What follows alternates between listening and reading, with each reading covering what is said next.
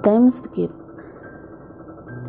Udah 2 tahun kemudian, keadaan ekonomi Mas Malik semakin membaik sejak dia membantu papanya Ayu di perusahaan.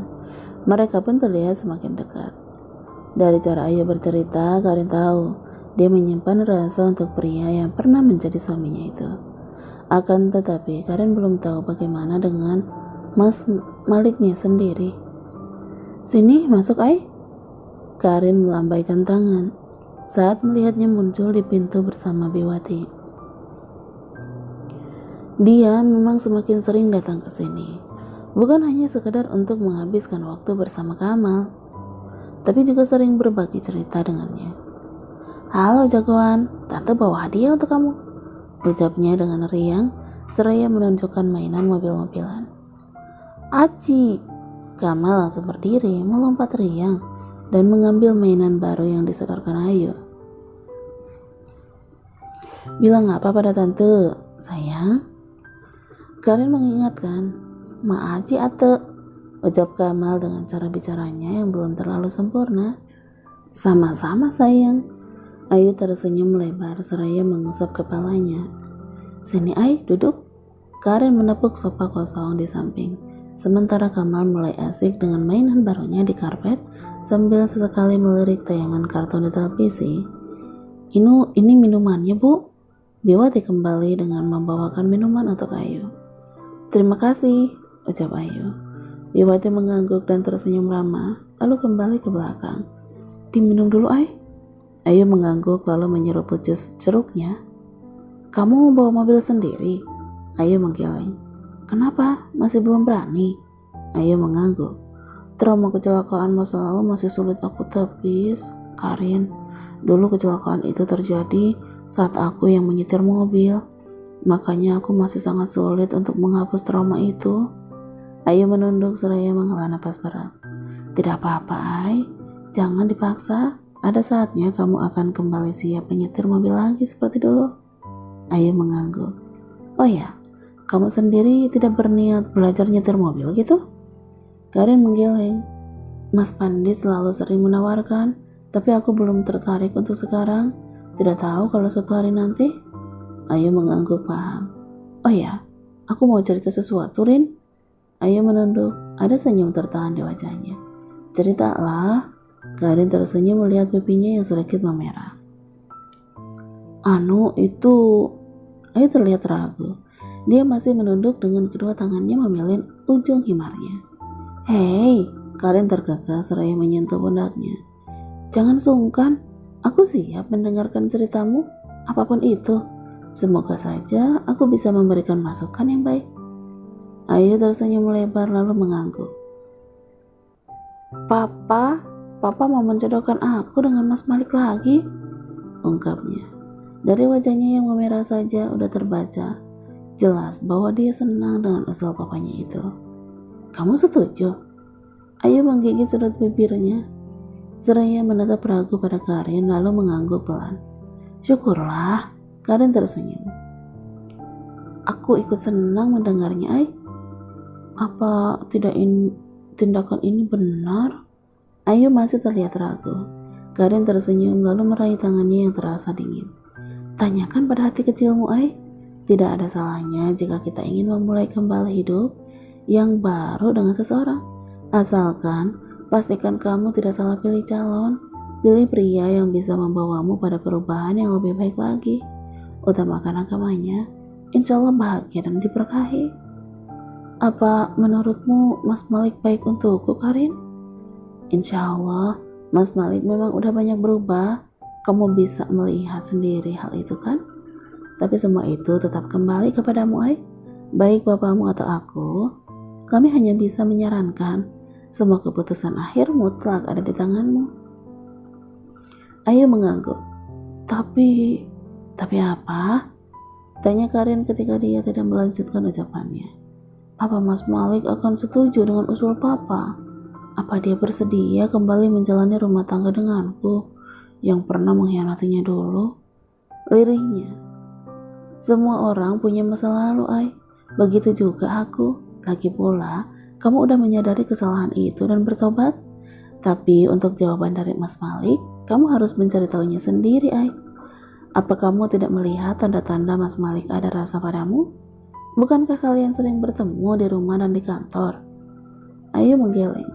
Dia memang baik, tapi aku tidak merasa ada yang spesial. Mungkin Mas Malik bersikap baik hanya untuk balas budi karena dia bekerja di kantor papa.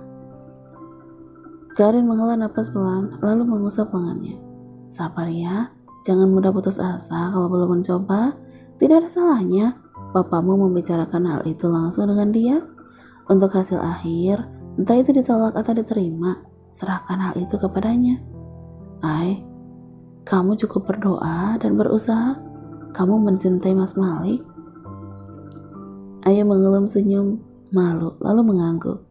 Ada baiknya disegerakan sebelum dia naksir wanita lain. Godanya sengaja.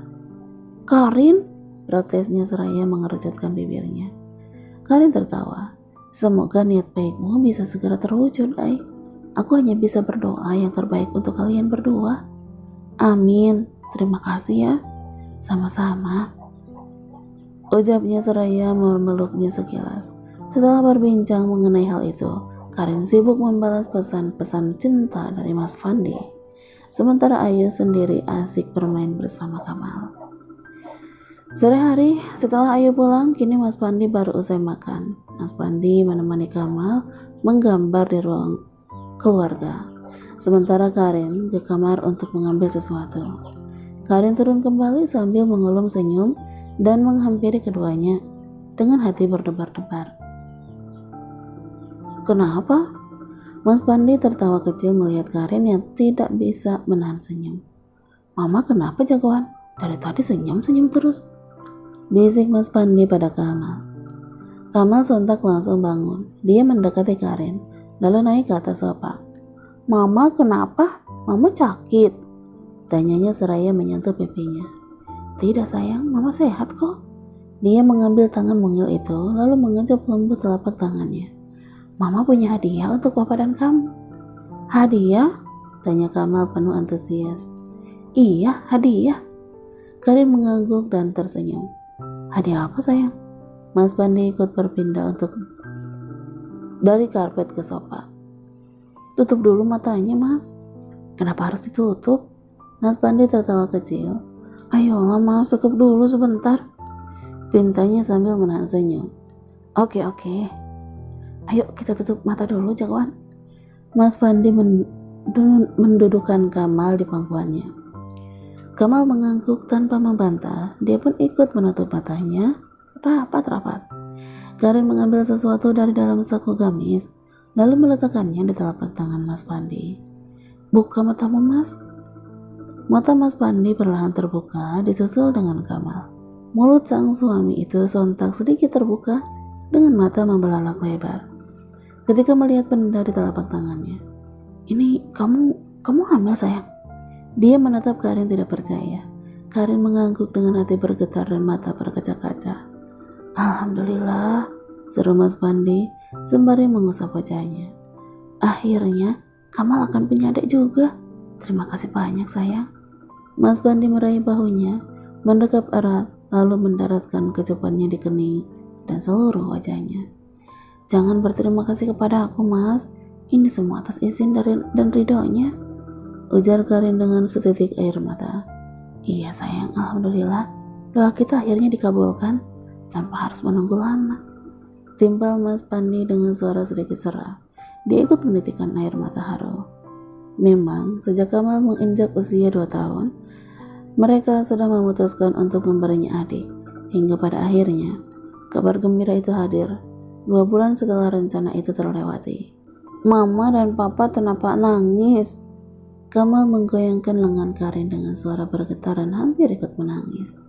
Karin mengurai pelukan Mas Pandi, lalu beralih mengambil Kamal ke pangkuannya dan memeluknya erat.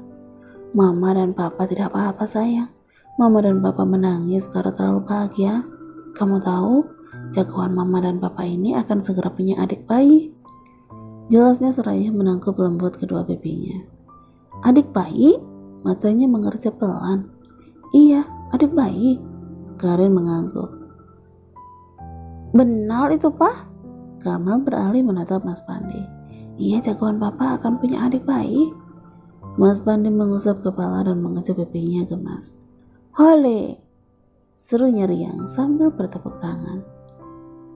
Aku mau punya adik bayi. Kita doakan mama dan calon adik bayinya selalu sehat ya. Mas Pandi kembali merangkul, mengusap lengannya dengan lembut. Iya, Pak. Kamal mengangguk penuh semangat. Besok kita cek ke rumah sakit ya, bisik Mas Pandi lembut pada Karin. Dia mengangguk dengan setetes air mata yang kembali meluncur bebas.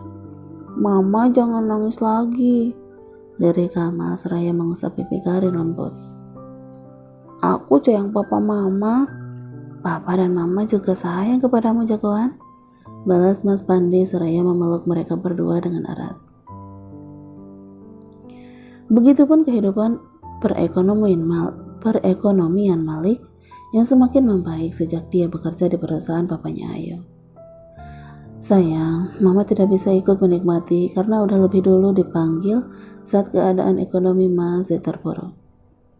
Malik pun kini bisa kembali memiliki mobil meskipun hanya mobil second. Sejak kepergian mama, papa jadi lebih pendiam. Beliau sering terlihat merenung sendiri dan lebih sering sakit-sakitan. Hal itu sungguh membuat khawatir.